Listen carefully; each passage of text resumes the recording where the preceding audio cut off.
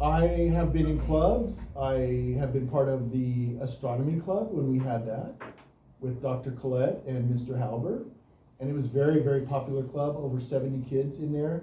And we went on field trips to planetariums and down south to Pasadena where the Jet Propulsion Lab would have an open house, and we did that. So it was really a good active club.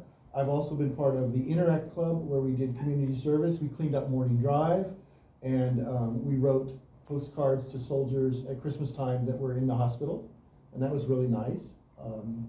I have also been a tennis coach of both boys and girls varsity tennis, and I did that for a number of years. I still remember to this day, the athletic director's name was Scott Banzer, and he came up to me and said, "Hey, we need a tennis coach. Do you want to be the tennis coach?" I said, "Scott, I don't know anything about tennis." He goes, "All you got to do is drive the van." That turned out to not be true. You have to keep score. The girls come up and say, "What can I do to quit hitting it in the net?" And you got to be able to tell them. You can't just say, "I don't know." You have to have an answer. So I learned tennis rules. I learned how to coach, and coaching made me a better teacher. Because in my class, I understand now why coaches have practice. They have practice so you get better. So I count my homeworks as practice, and my formatives as practice. I don't even grade them. I give them back to the kids so they can see what they missed, and we go over it. And then ultimately, like the tournament is the big matchup between schools.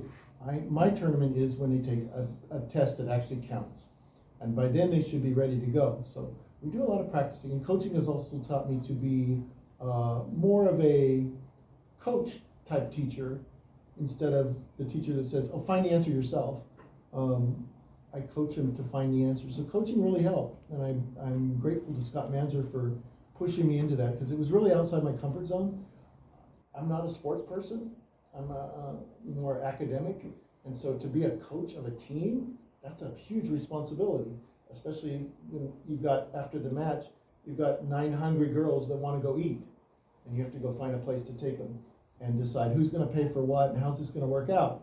I mean, we usually wind up at Straw Hat Pizza Parlor and getting pizza, yeah, especially if they had a win and they were feeling really good. It was kind of not okay to just dump them off back at school and say, "Well, you won, great, go home." It was nice to have a little dinner and say, "Hey, we did great today."